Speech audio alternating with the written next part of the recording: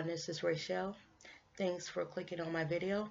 And I came in today to talk about a more serious subject. And the subject of this video is the murder of Darren Seals.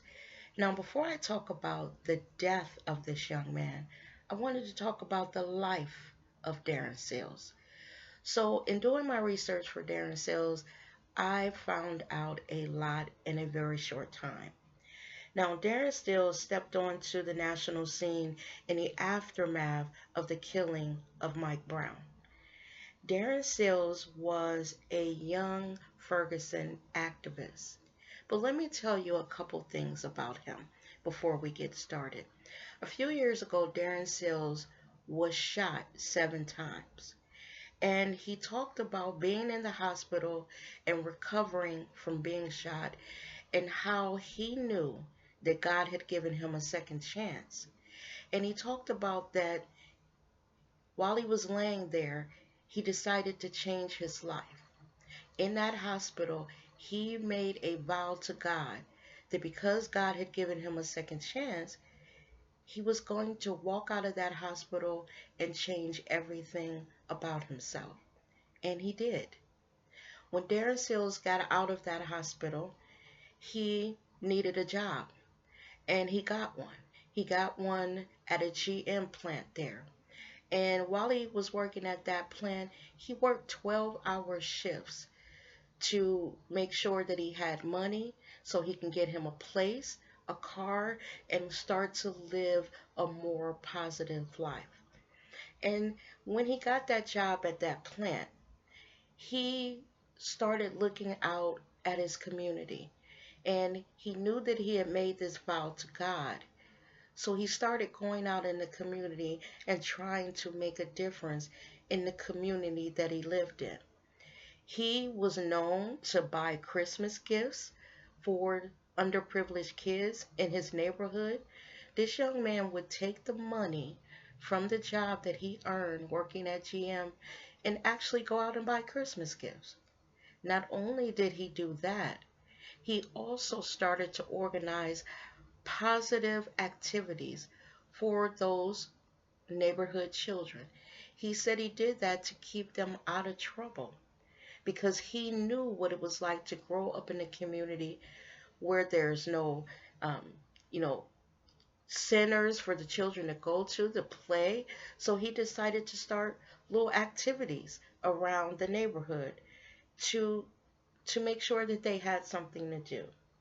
He also was an unapologetically black, proud young man. He knew that God had given him that second chance, and he was proud of the person that he was becoming. Now, again, on his mission to spread all of this that he had found as he was thinking about the second chance that he had been given, he started this group called Hands Up United. And this group came to the forefront in the aftermath of the death of Mike Brown. Now, in doing my research, what I found out is Darren Seals was not a member of Black Lives Matters. Actually, Darren Seals felt that that organization had come into Ferguson in the aftermath of Mike Brown's death and kind of hijacked their protest there. He believed that the protests should have been kept local because those people knew and understood the community that they lived in. Now, this kind of angered Darren because he and others had already been doing the work to try to restore peace back into the community. They had been looking around and seeing all the fires that had been started, all of the confrontations between the police and the community, and they were working to restore peace back into that community. And they felt that the Black Lives Matters group had come in and kind of overshadowed all the work that they had already been doing. And it kind of, I believe, hurt him for his community. Now, in this time, he became close to the family. And he was actually with Mike Brown's mom when she received the information that there would be no indictment in the death of her child. And he put his arms around her when she started crying. And Darren explained that when he put his arms around her and that woman broke down, that it touched his heart. And he made another vow.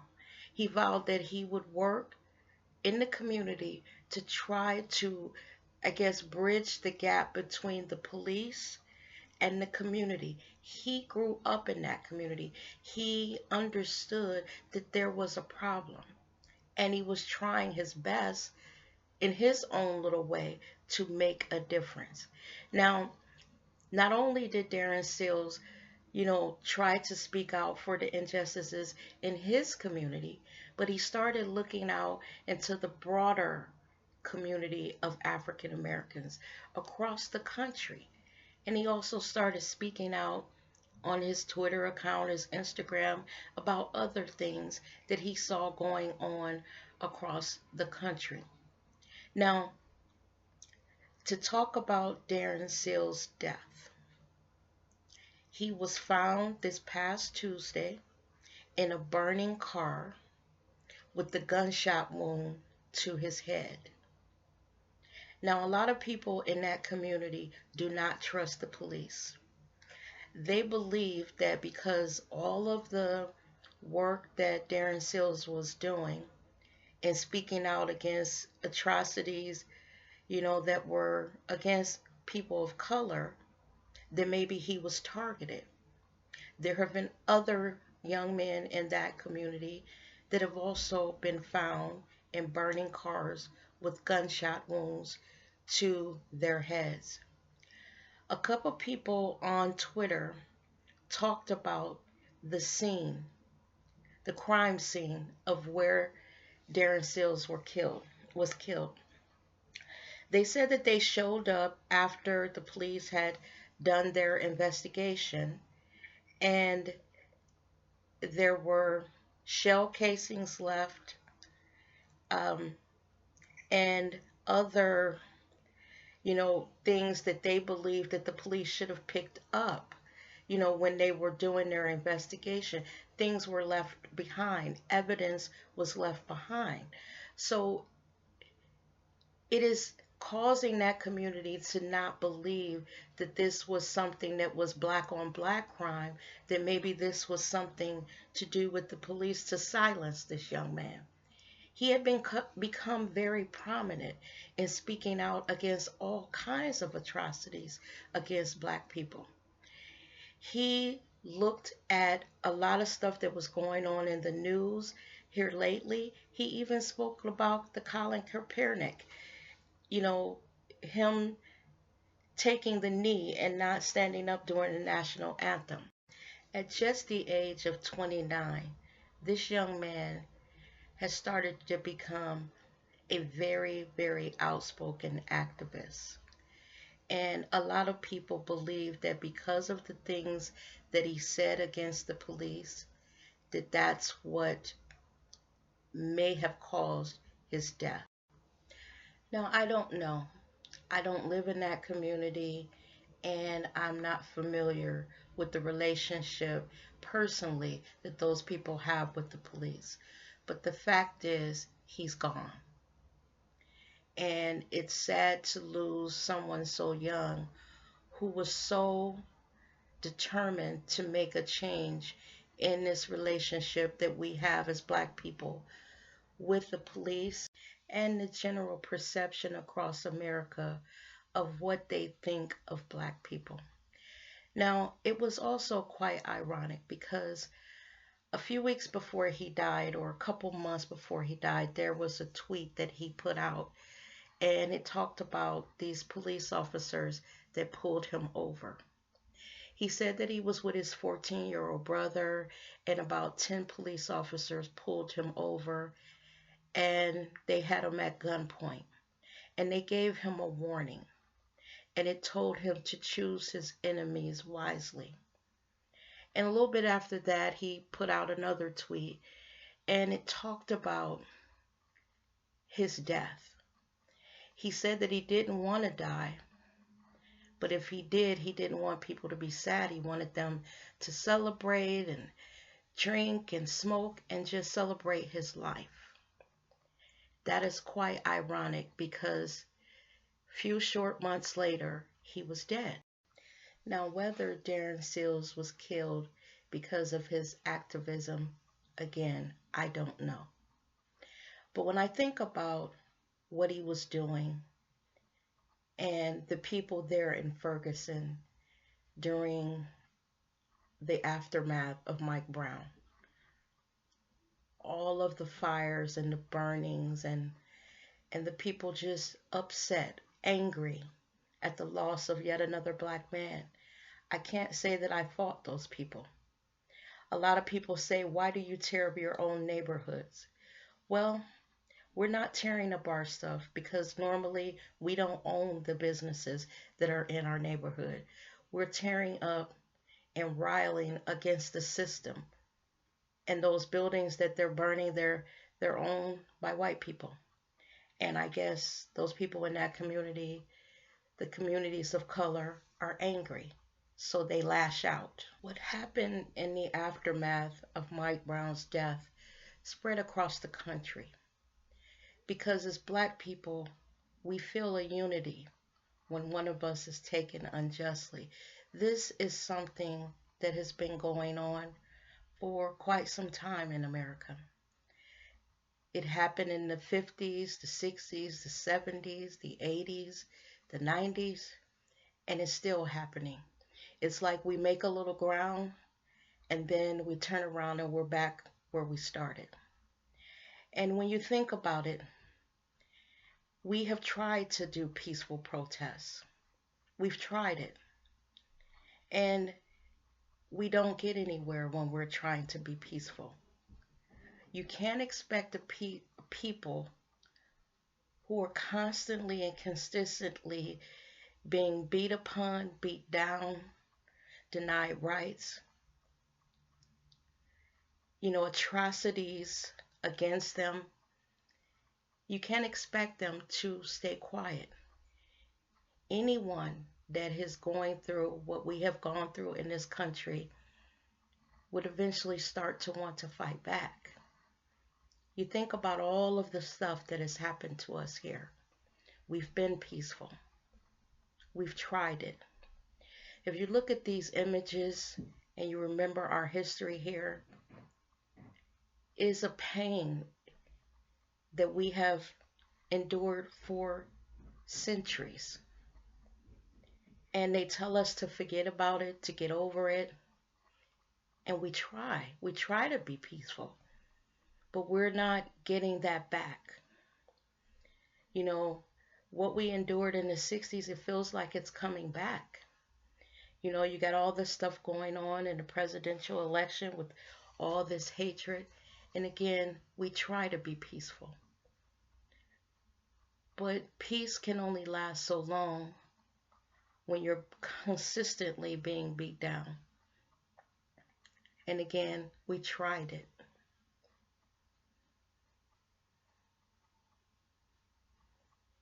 But we start to fight back after a while.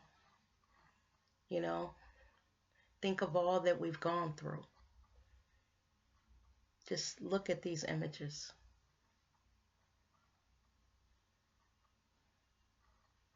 This is our history here in America.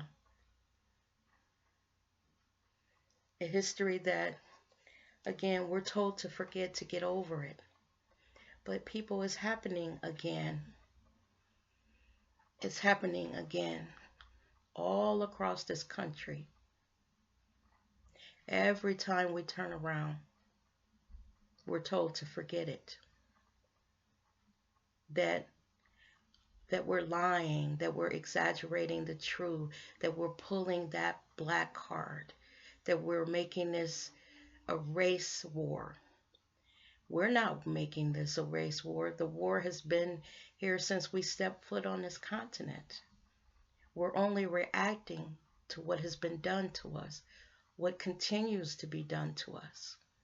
The only difference is now there are cameras that we can record what's going on with us. Before they could do things to us and get away with it, and we had no choice but to take it. And it seems like this generation that's here now, they're like our parents' generation. They want to fight back. And again, when you go through all this as a people, fighting back is the only thing that we can do. America fights back when they're attacked. Why shouldn't we? Peace gives way to anger. And anger, it makes you do things that you may not have normally done. In the case of Darren Sills, he tried. He tried. He changed his life and he tried. And he stood out with people like him and tried to fight back because peace gives way to anger. Look at these images. They're from the 50s and the 60s. People got tired of the way that they were being treated and they fought back. There were race riots back in the 50s and 60s. In New York, race riots. In Chicago, race riots. In Detroit, race riots. In Los Angeles, California, race riots. In Cleveland, the Huff riots. Baltimore, Pittsburgh, turmoil, race riots. All across this country, throughout our history here, we've had to fight. Nothing was ever given to us. Everything that we got, we had to fight for. So you criticize us for burning, for fighting back. Peace gives way to anger. This is what happened in Ferguson when Mike Brown was murdered. It was another young man laying in the street after being shot by the police.